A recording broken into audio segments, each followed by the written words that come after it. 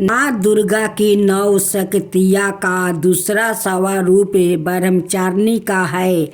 यहाँ ब्रह्म शब्द का अर्थ तपस्या है। ब्रह्मचारिणी अर्थात तप की चारिणी, तप का आचरण करने वाली कहा भी है। ब्रह्मचारिणी देवी का स्वरूप पुण्य ज्योति मरिया अत्यंत वैभव है। इनके दाहिने हाथों में जप की माला, बाएं हाथों में कमंडलू रहता है।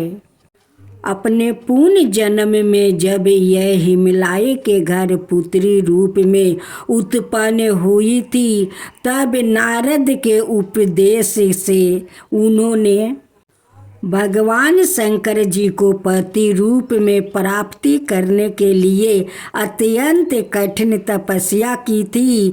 इसी दुष्टकार तपस्या के कारण इन्हें तपस्चारिणी अर्थात ब्रह्मचारिणी नाम से अभिहित किया गया है। 1 के 1000 वर्ष उन्होंने केवल फल फूल खाकर व्यतीत किए थे। 100 वर्ष तक केवल शाक पर निर्भर किया था। कुछ दिनों तक कठिन उपवास रखते हुए खुले आकाश के नीचे वर्षों और धूप के भयानक कष्ट सहे। तपस्या के पश्चात 3000 वर्षों तक केवल जमीन पर टूट कर गिरे हुए बेल पत्रों को खाकर वहाँ अहर्निश भगवान शंकर की आराधना करती रही। इसके बाद उन्होंने सूखे बेलपत्रों को भी खाना छोड़ दिया। कई हजारों वर्षों तक वो निर्जल और निराहार तपस्या करती रही। पौतों को भी खाना छोड़ देने के कारण उनका एक नाम अन्नपूर्णा भी पड़ गया।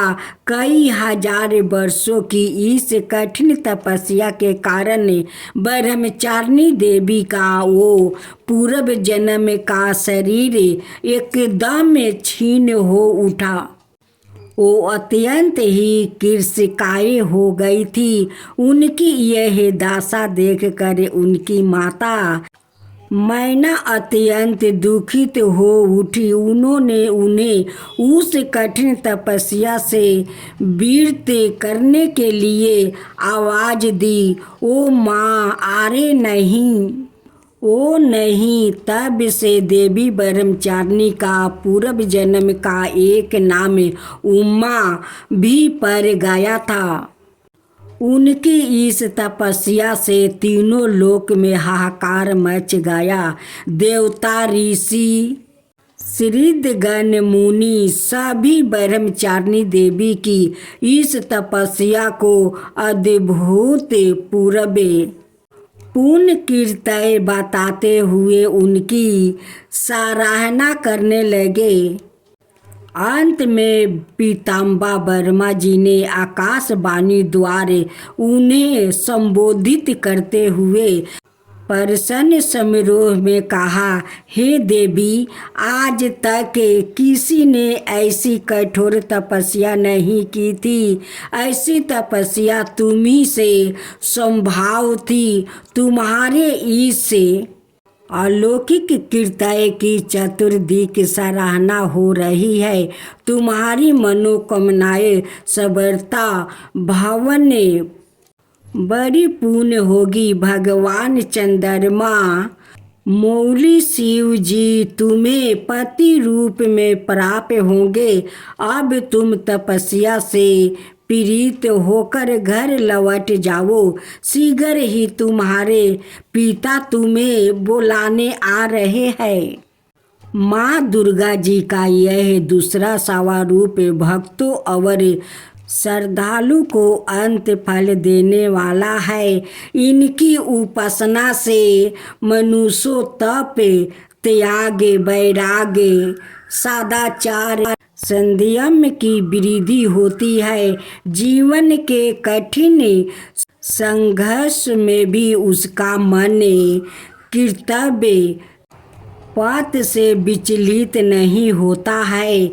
माँ ब्रह्मचारिणी देवी की कृपा से उसे सर्वत्र सिद्धि और विजय की प्राप्ति होती है।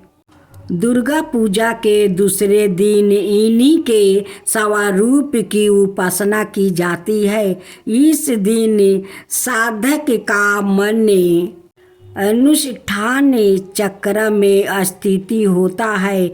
इस चक्र में अवस्थित मन वाला योगी उनकी कृपा और भक्ति प्राप्त करता है। माँ दुर्गा नारायणी की जय हो। माँ दुर्गा नारायणी की जय हो।